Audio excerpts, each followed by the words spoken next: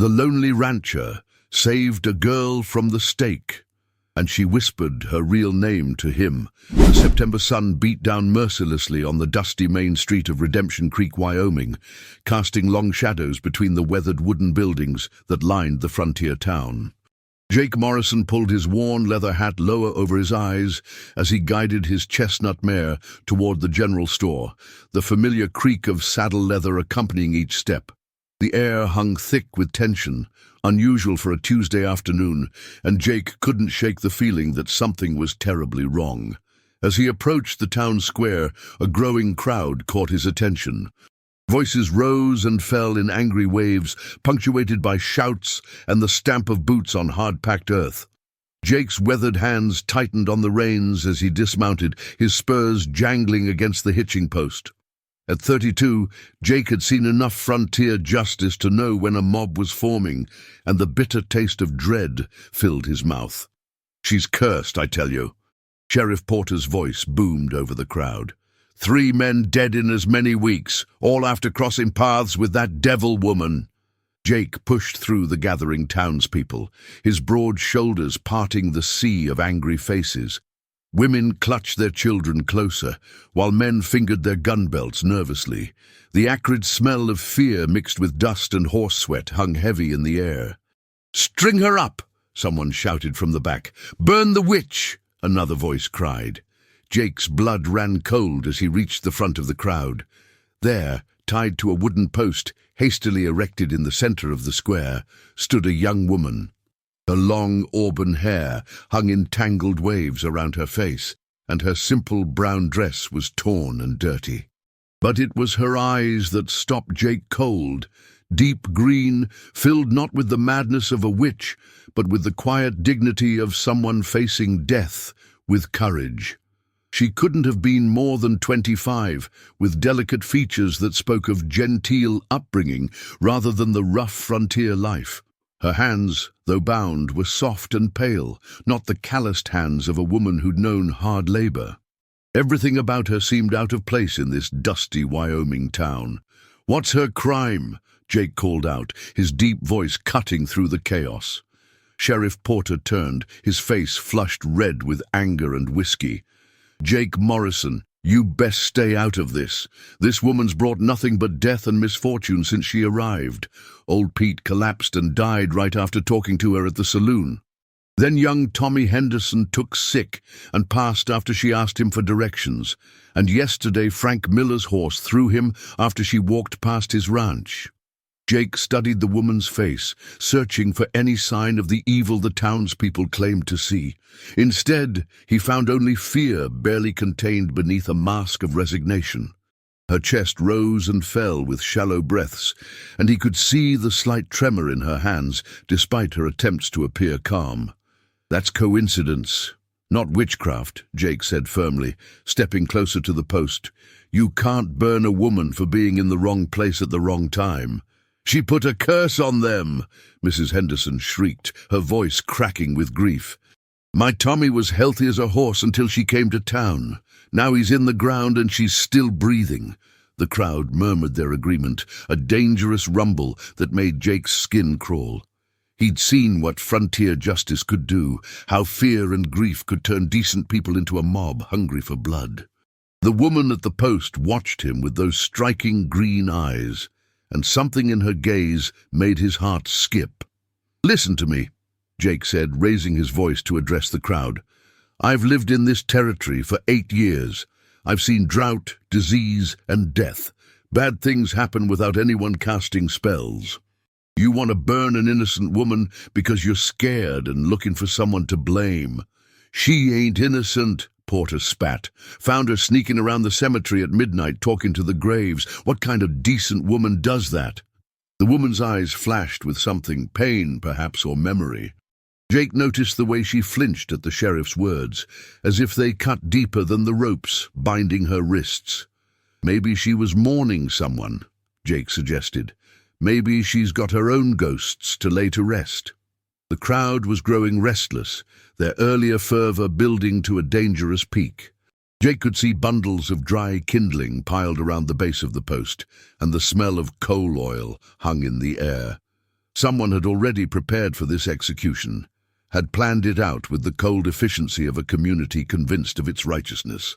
"Enough talk!" Porter shouted. "Light the fire!" A cheer went up from the crowd as several men stepped forward with torches. The woman's composure finally cracked, and Jake saw pure terror flash across her face. She pulled against her bonds, her breath coming in short gasps. "Wait!"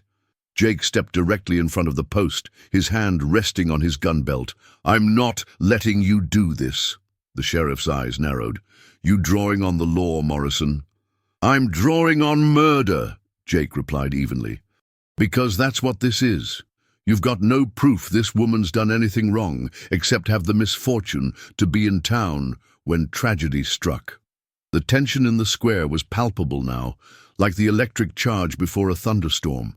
Jake could feel the weight of every eye upon him, could sense the crowd's mood, shifting from bloodlust to confusion.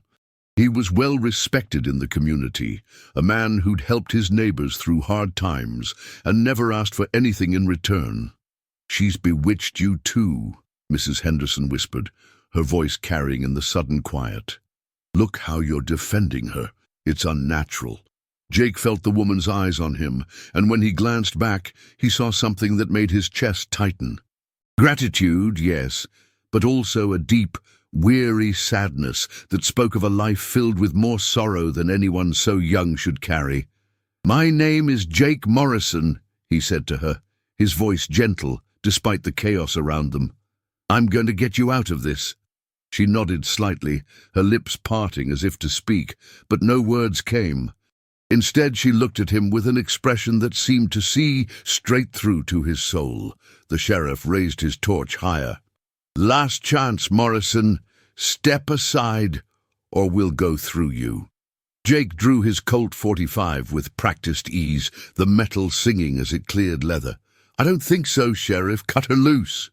The standoff stretched like taffy, seconds feeling like hours. Jake could hear his own heartbeat thundering in his ears, could feel sweat beading on his forehead despite the dry heat.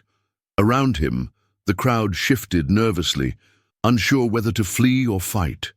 Then, like a gift from Providence, the distant sound of hoofbeats echoed down the main street. A rider approached fast, his horse lathered and breathing hard.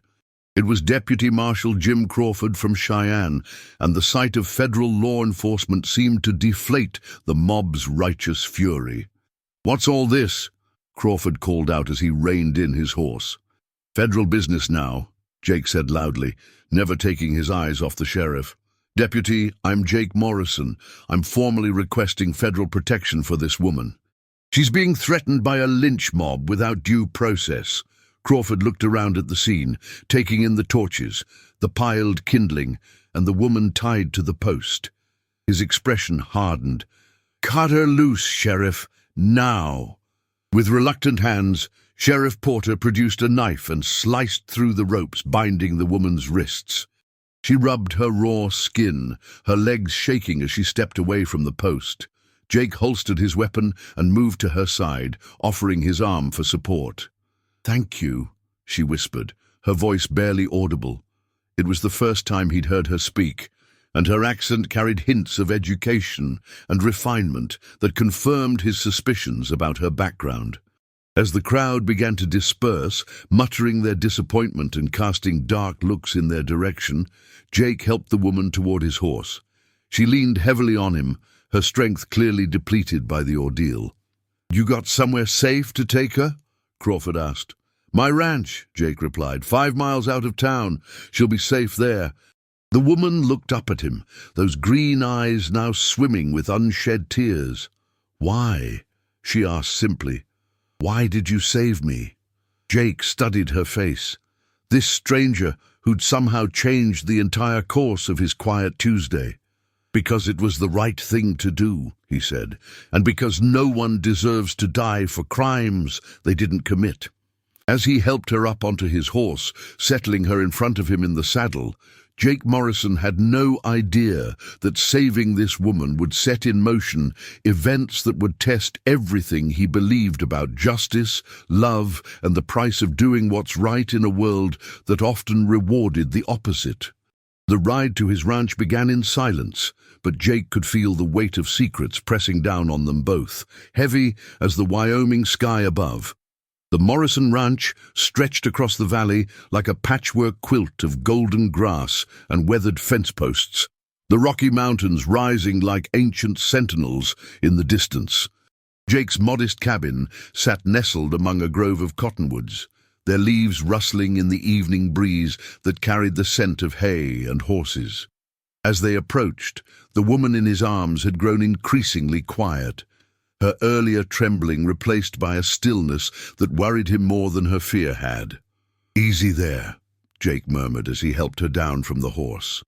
Her legs buckled slightly, and he caught her elbow, steadying her against his chest. This close, he could see the exhaustion etched in every line of her face, the way her eyes had lost their earlier fire and now held only the hollow look of someone who'd stared death in the face. "I'm sorry," she whispered, her voice barely carrying on the wind. "I'm not usually so weak." Jake tied his horse to the hitching post and guided her toward the cabin. "You just faced down a lynch mob. I'd say you're stronger than most." He pushed open the heavy wooden door and ushered her inside, noting how she flinched at the sound of the latch clicking shut behind them. The cabin was simple but clean, with a stone fireplace dominating one wall and a small kitchen area tucked into the corner. A single bedroom lay beyond a curtained doorway, and Jake gestured toward the wooden table and chairs that occupied the center of the main room. "Sit," he said gently. "I'll get you some water." She sank into one of the chairs as if her strings had been cut, her shoulders sagging with exhaustion. Jake pumped water from the well outside and returned with a tin cup, watching as she drank deeply, some color returning to her pale cheeks. "Thank you," she said again, setting the cup down with shaking hands. I don't know how to repay you for what you did." Jake pulled out the chair across from her and sat down, his weathered hands folded on the table. "You don't owe me anything, but I'd like to know who you are, if you're willing to tell me." She looked up at him then, those green eyes searching his face as if trying to determine whether she could trust him. Jake waited patiently, understanding that trust was a precious commodity on the frontier, especially for a woman who'd just escaped death. "They called me a witch," she said finally, her voice bitter. "But I'm not. I'm just unlucky, I suppose. Bad things happen around me, and people always need someone to blame." "That's not what I meant," Jake said softly. "I want to know your name. Your real name." She stiffened, her fingers tightening around the tin cup. "Why does it matter?" "Because you're sitting in my home, and I just risked my life to save you. I think I deserve to know who I'm protecting." The silence stretched between them, filled only by the ticking of the mantel clock and the distant lowing of cattle. Jake could see the internal struggle playing out on her face, the war between caution and the desperate need to trust someone, anyone, in a world that had shown her nothing but cruelty. "My name," she began, then stopped, her breath catching. "My name is Sarah. Sarah Collins." Jake nodded, sensing there was more. "And before you were Sarah Collins." She looked down at her hands, her voice dropping to barely a whisper. "Before I was Sarah Collins, I was someone else entirely, someone who can never go back to who she was." "Try me," Jake said gently. The clock chimed 8 times, marking the passage of evening into night. Outside, a coyote howled in the distance, its lonely call echoing across the valley. Sarah seemed to draw strength from the sound, as if recognizing a kindred spirit in that wild, solitary creature. "I ran away," she said finally. 3 years ago. I took nothing but the clothes on my back and whatever money I could steal from my father's safe. I've been running ever since, changing my name, changing my story, always looking over my shoulder." Jake leaned forward slightly. "What were you running from?" "An arranged marriage." The words came out in a rush, as if she'd been holding them back for years. "My father wanted to marry me off to a business associate, a man who was cruel. I couldn't do it. I couldn't spend my life with someone who enjoyed hurting people." "So you ran," Jake said, understanding beginning to dawn. I ran. And my father's been hunting me ever since. He's got men looking for me, bounty hunters, detectives. He wants me back, not because he loves me, but because he can't stand the thought of losing control over me. Jake studied her face, seeing the truth in her eyes. And the men who died in town? Sarah's face crumpled. I don't know. I swear to you, I don't know why they died. But it's happened before in other towns. People die, and I'm always there when it happens. Maybe I really am cursed. You're not cursed, Jake said firmly. You're just unlucky, or maybe someone's following you, making sure you can't stay in one place too long. The thought seemed to hit her like a physical blow. You think someone's killing people to frame me? I think your father's got more resources than you know, and I think he's willing to do whatever it takes to get you back. Sarah buried her face in her hands, her shoulders shaking with suppressed sobs. I can't keep running. I'm so tired of running. Jake reached across the table and gently pried her hands away from her face. Then maybe it's time to stop running and start fighting back? She looked up at him, hope and fear warring in her eyes. I can't ask you to get involved in this. You don't know what kind of man my father is. He's powerful, connected. He could destroy you.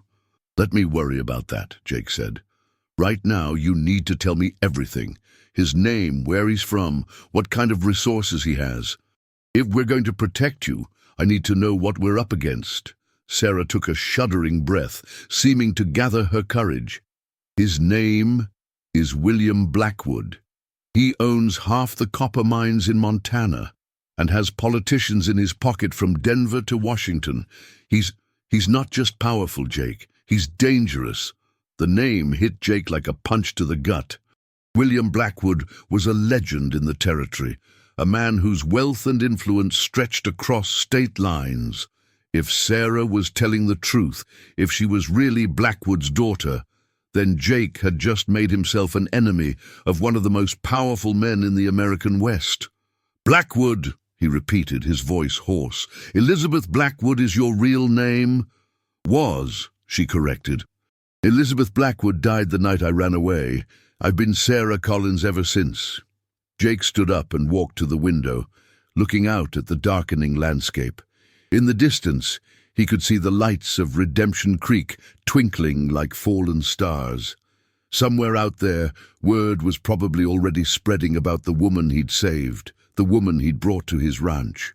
If Blackwood had men in the area, it wouldn't be long before they came looking. We need to get you out of here, he said, turning back to her. If your father's men are in the territory, this is the first place they'll look. No, Sarah said, standing up with sudden determination. I'm tired of running. I want to fight back, like you said, but I can't do it alone. Jake looked at her. This woman who'd been through hell and still had the courage to stand up to her demons. Something in his chest tightened, a feeling he hadn't experienced in years. It was more than just admiration for her bravery. It was something deeper, more dangerous. If we do this, he said slowly, there's no going back. Your father won't just give up. He'll come for both of us. I know, Sarah said, stepping closer to him, but I'd rather die fighting than live as his prisoner. Jake studied her face in the lamplight, seeing the strength beneath the delicate features, the steel beneath the silk. Then we'll fight, he said, but we'll do it smart. We'll need help. Who would help us against William Blackwood? Jake allowed himself a small smile. You'd be surprised how many people in this territory have reasons to hate powerful men who think they can buy and sell human beings. Sarah moved closer to him, close enough that he could smell the lavender scent of her hair, despite the dust and fear of the day. Jake, she whispered, her voice filled with emotion. Thank you. Not just for saving me today, but for believing me, for seeing me as more than just the curse that follows me around. You're not a curse, Jake said softly, his hand reaching up to brush a strand of hair from her face. You're just a woman who deserves to be free. The moment stretched between them, charged with unspoken possibilities. Jake could feel himself falling, could sense the dangerous territory his heart was entering, but as he looked into Sarah's eyes, he realized he was already lost. Outside, the wind picked up, rattling the windows and sending tumbleweeds dancing across the yard. In the distance, a new sound joined the night chorus, the rhythmic beat of hoofbeats approaching fast. Jake tensed, his hand moving instinctively to his gun. "Get behind me," he whispered to Sarah, moving toward the window. "Looks like we're about to have company." Through the darkness, he could see 3 riders approaching the cabin, their faces hidden beneath the brims of their hats.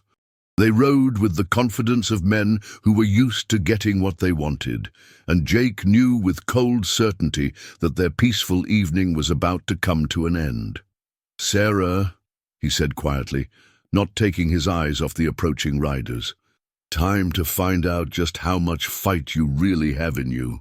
The riders slowed their approach as they neared the cabin, their horses' hooves creating a steady rhythm against the hard-packed earth. Jake extinguished the oil lamp with a quick breath, plunging the room into darkness, save for the pale moonlight filtering through the windows. Sarah pressed herself against the wall beside him, her breathing shallow but controlled. "3 of them," Jake whispered, his hand resting on his Colt. "Professional by the look of it. They're not town folk." Through the window, Jake could make out the silhouettes of the men as they dismounted. They moved with the calculated precision of experienced gunmen, spreading out to cover all approaches to the cabin. The leader, a tall man with a silver-trimmed hat, gestured to his companions before stepping forward. "Jake Morrison," the man called out, his voice carrying the cultured accent of an educated Easterner. "I know you're in there. We just want to talk." Jake remained silent, studying the man's positioning. The other 2 had taken cover behind his corral and water trough, their rifles glinting in the moonlight. These weren't amateurs looking for a quick payday. They were skilled professionals who'd done this kind of work before. "Mr. Morrison," the leader continued, "my name is Marcus Webb. I represent certain interests that would very much like to speak with the young lady you're harboring. No harm need come to either of you if you'll just be reasonable." Sarah's fingers found Jake's arm in the darkness, her grip tight with fear. "That's one of them," she whispered, her voice barely audible. "One of my father's men. He's the one who's been tracking me." Jake nodded grimly. William Blackwood's reach was longer than he'd hoped, and apparently faster too. The fact that Webb had found them so quickly meant he'd been close, probably watching the town, waiting for Sarah to surface. "I'm afraid I don't know what you're talking about," Jake called back, his voice steady despite the tension coiling in his muscles. "It's just me and my cattle out here." Webb's laugh was cold and humorless. "Come now, Mr. Morrison. Half the town saw you ride out with Elizabeth Blackwood. Her father is very worried about her. She's been unwell and needs proper care." "The lady's name is Sarah Collins," Jake replied, "and she's free to go where she pleases." "I'm afraid that's not entirely accurate," Webb said, his tone growing harder. "You see, Miss Blackwood is not of sound mind. She's been making wild accusations against her family, running away from the medical care she desperately needs. Her father has legal guardianship papers that give him the right to retrieve her." Jake felt Sarah stiffen beside him. Even in the darkness, he could sense her terror at the thought of being dragged back to her father's control. The legal system in the territories was still rough around the edges, and a man with Blackwood's influence could easily manufacture the documents he needed.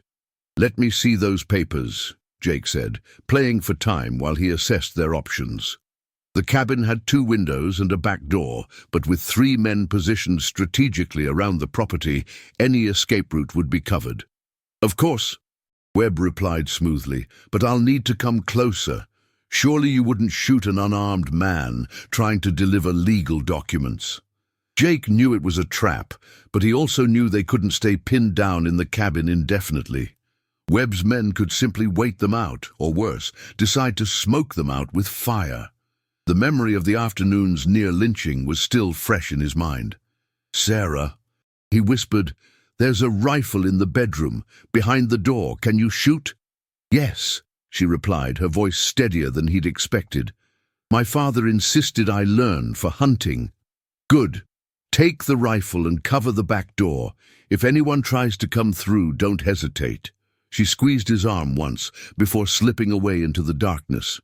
Jake heard the soft creak of floorboards as she made her way to the bedroom, then the barely audible sound of metal against wood as she retrieved the weapon. "Mr. Morrison," Webb called out. "Are you still with us?" "I'm here," Jake replied. "Come ahead, but keep your hands where I can see them."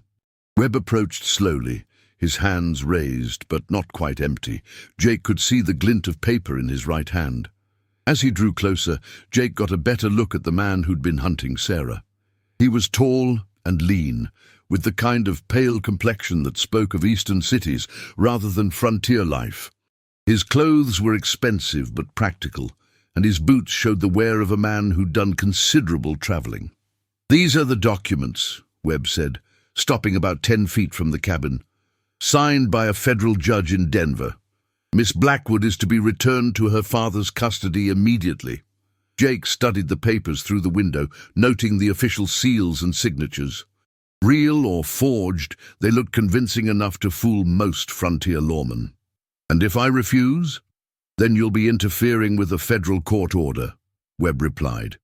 "That's a serious crime, Mr. Morrison. It could mean years in prison or worse." "Worse?"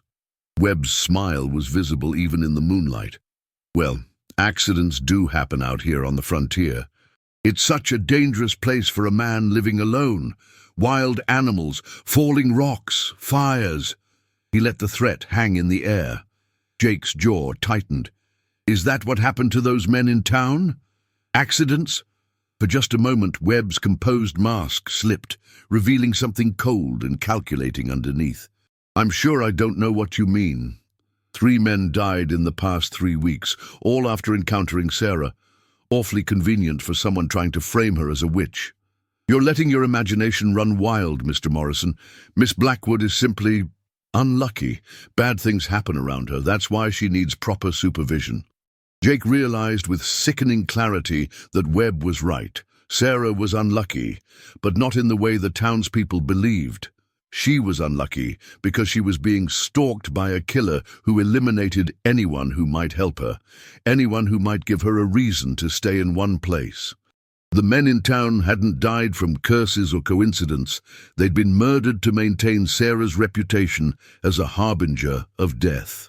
"You son of a bitch," Jake said quietly. "You killed them." Webb's smile widened. "Prove it.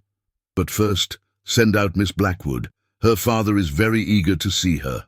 From the bedroom, Sarah's voice rang out clear and strong. "I'm not going anywhere with you, Marcus. Tell my father I'd rather die than go back to him." "Now, Elizabeth," Webb said, his tone taking on the patronizing quality of a parent speaking to a misbehaving child, "you know that's not really your choice to make.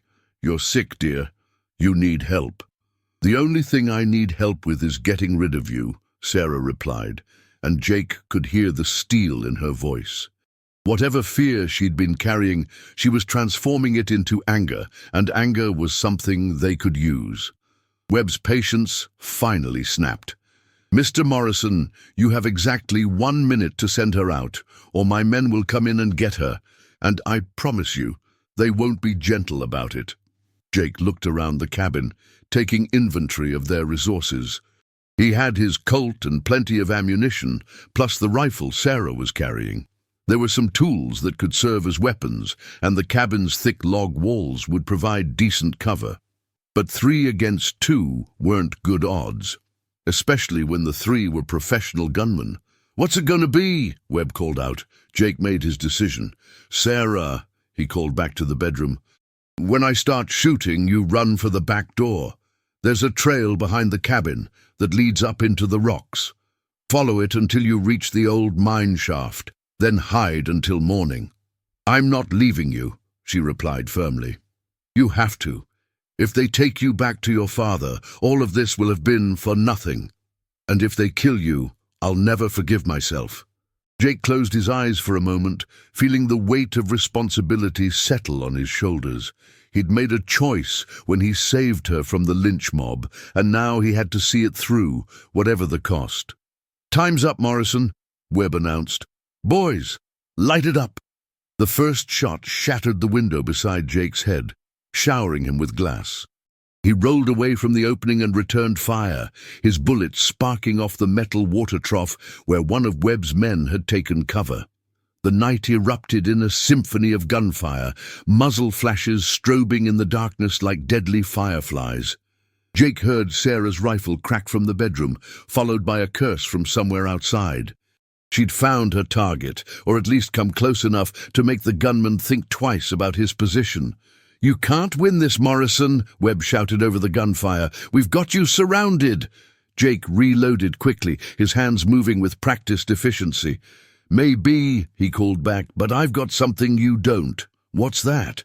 "The righteousness of my cause." Jake punctuated his words with 2 more shots, forcing Webb to duck behind his horse. The battle raged for what felt like hours, but was probably only minutes. Jake and Sarah kept up a steady fire, making every shot count and forcing Webb's men to keep their heads down. But Jake knew they were fighting a losing battle. Eventually, they'd run out of ammunition, and then it would be over. That's when he heard it, the sound of hoofbeats approaching fast from the direction of town. At first, he thought it was reinforcements for Webb, but then he heard a familiar voice shouting over the gunfire. "This is Deputy Marshal Crawford. Cease fire immediately." The shooting stopped as if someone had thrown a switch. In the sudden silence, Jake could hear his own heartbeat pounding in his ears. Through the shattered window, he could see Crawford and 3 other riders approaching with their weapons drawn. "Marshal!" Webb called out, his voice instantly becoming reasonable and respectful. "Thank God you're here. We're trying to serve a legal warrant, but this man has been shooting at us." Crawford rode closer, his eyes taking in the scene. The bullet holes in the cabin walls, the broken glass glittering in the moonlight, the defensive positions Webb's men had taken. "Mr. Morrison," he called out, "are you and the lady all right?" "We're fine, Marshal," Jake replied, "but these men are not what they claim to be." "I have federal documents," Webb said, producing the papers. "This woman is Elizabeth Blackwood, and she's to be returned to her father's custody immediately." Crawford studied the documents by torchlight, his expression unreadable. Jake held his breath, knowing that everything depended on the marshal's next words. "These papers look legitimate," Crawford said finally, and Jake's heart sank. "But there's one problem, Mr. Webb." "What's that?" Crawford's voice turned hard as granite. "I just received a telegram from Denver. Judge Patterson, who supposedly signed these documents, died 2 weeks ago, which means these papers are forgeries and you're under arrest for attempted kidnapping." The silence that followed was deafening. Then, like a snake striking, Webb's hand moved toward his gun. But Jake was faster, his Colt clearing leather with deadly precision. "Don't," Jake said quietly, his weapon aimed squarely at Webb's chest. "It's over." Webb's hand froze halfway to his holster, his eyes calculating odds and finding them wanting.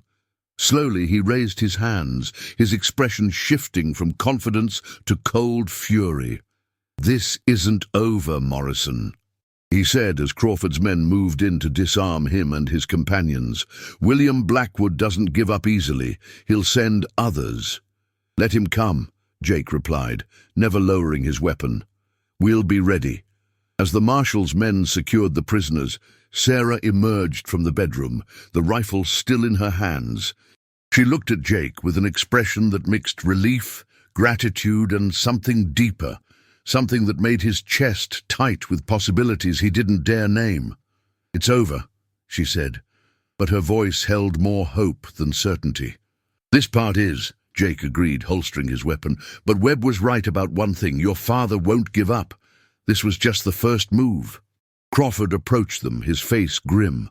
"I'll take these men back to town for now, but you're right. Blackwood will send others. You folks need to think about what you're going to do next." Jake looked at Sarah, seeing his own determination reflected in her eyes. "We're going to fight," he said simply. "However long it takes, Whatever it costs, we're going to fight. Sarah stepped closer to him, her hand finding his in the darkness. Together, she said, her voice strong and sure. We'll fight together.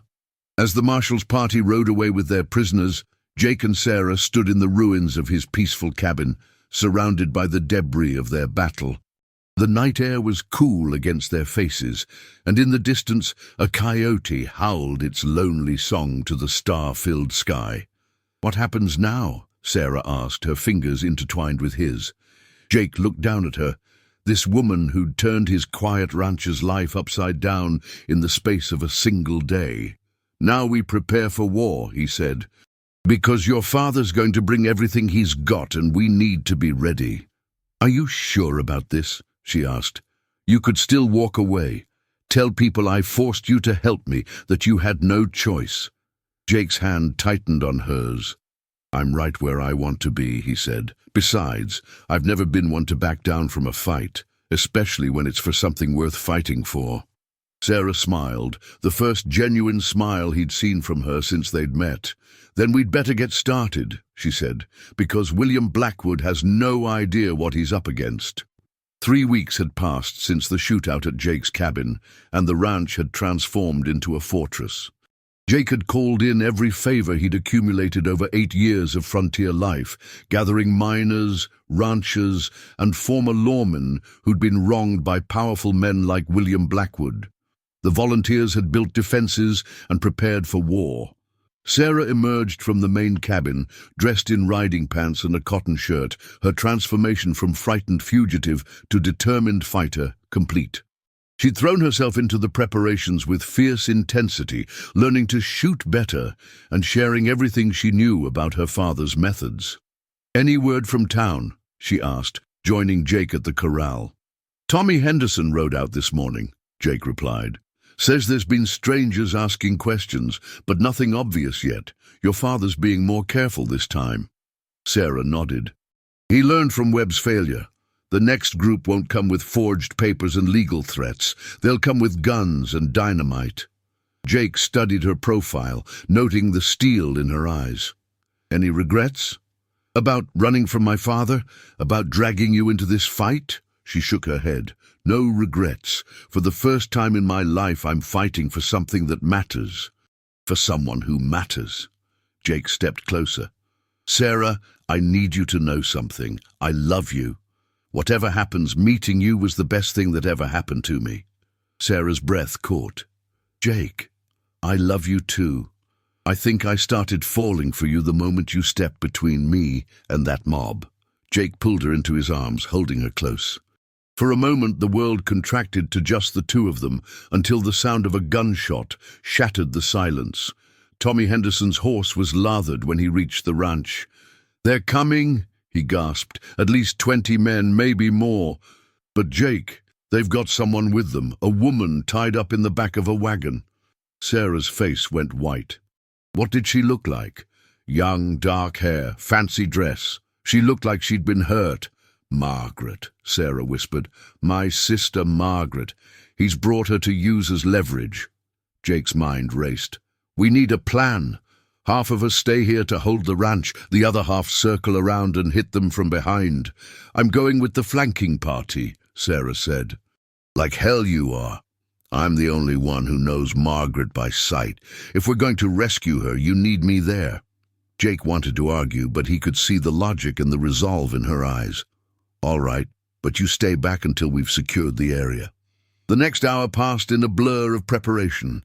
Jake found himself stealing glances at Sarah, memorizing her face. "Jake," she said quietly, pulling him aside, "if something happens to me, I want you to know that these past 3 weeks have been the happiest of my life." Jake pulled her close, kissing her desperately. "This isn't goodbye. We're going to get through this. Both of us." William Blackwood rode at the front of the approaching force, a tall, imposing figure in a black suit. Behind him came his army of hired guns, and behind them the wagon carrying Margaret. The flanking party moved out through the rocky terrain. As they climbed higher, Jake could see Blackwood's men surrounding the cabin in professional formation. "There," Sarah whispered, pointing to the wagon. "That's Margaret." Below them, William Blackwood's voice carried across the valley through a speaking trumpet. "Elizabeth, come out now, and no harm will come to either of you." Jake raised his hand to signal the attack, but Sarah was already running, scrambling down the rocky slope toward the wagon. "Sarah, no!" Jake shouted, but she was already too far away to stop. Sarah burst from the rocks, her rifle raised. "Let her go!" she shouted at her father. "I'm here! Take me, and let Margaret go!" William Blackwood smiled coldly. "There's my little girl. Come to Papa, Elizabeth." Jake was already moving, his volunteers following behind him. The valley erupted in gunfire as his flanking party opened fire on Blackwood's men. The hired guns scattered, diving for cover, but they recovered quickly, returning fire with deadly accuracy. Jake fought his way toward Sarah, who was pinned down behind a boulder. Then he saw William Blackwood himself, advancing on Sarah's position with a pistol in his hand, his face twisted with rage. "You've caused me enough trouble," Blackwood snarled. "If I can't have you back, then no one can have you." Jake's rifle was empty. He drew his Colt and fired, but Blackwood was already moving, using the rocks for cover. The bullet sparked off stone inches from the older man's head. Blackwood spun toward Jake, his pistol swinging around. For a moment, the two men faced each other across the battlefield. "You should have minded your own business, rancher," Blackwood said, his finger tightening on the trigger. But Sarah was faster. Her rifle cracked once, the sound sharp and final. William Blackwood staggered, his pistol falling from nerveless fingers. He looked down at the spreading red stain on his chest, then up at his daughter with surprise. "Elizabeth," he whispered, and then he fell. The gunfire gradually died away as Blackwood's men, seeing their leader down, began to surrender. Jake rushed to Sarah's side, finding her standing over her father's body with tears streaming down her face. "It's over," he said gently, pulling her into his arms. "It's finally over." Sarah buried her face against his chest. "I killed him.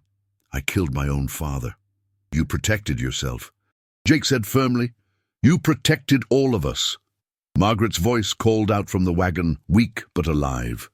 "Elizabeth, is that really you?" As the sisters embraced, Jake looked around at the aftermath. 3 of his volunteers were wounded, but none seriously. Most of Blackwood's men had surrendered. The war was over. "What happens now?" Sarah asked, her arm around her sister's shoulders. Jake looked at her, this woman who'd changed his life. "Now we build something new, something better than what came before." Sarah smiled, the first genuine smile since the battle began. "Together?" "Together," Jake confirmed, pulling both sisters into his embrace. "For as long as you'll have me." As the sun set over the Wyoming Valley, Jake Morrison held the woman he loved and her sister close, knowing they'd all paid a price for freedom. But as he looked into Sarah's eyes, he realized it was a price worth paying. They'd fought for love, for family, for the right to choose their own destiny. The lonely rancher was lonely no more, and the girl he'd saved from the stake had whispered more than just her name to him. She'd whispered the promise of a future filled with hope, love, and the kind of freedom that could only be won through sacrifice. In the distance, a coyote howled its song to the star-filled sky, but this time it didn't sound lonely. It sounded like a celebration, a wild hymn of triumph sung by the frontier itself. What did you think of Jake and Sarah's incredible journey from that fateful day at the stake to their final battle for freedom? Did this tale of love, courage, and sacrifice in the Old West capture your heart the way it did ours? We'd love to hear your thoughts in the comments below. Tell us your favorite moment from this epic story. If you enjoyed this thrilling frontier romance, don't forget to hit that like button and subscribe to our channel for more captivating stories that will transport you to different times and places. Your support helps us bring you more amazing tales of love, adventure, and the human spirit. Until next time, keep believing in the power of love to conquer all.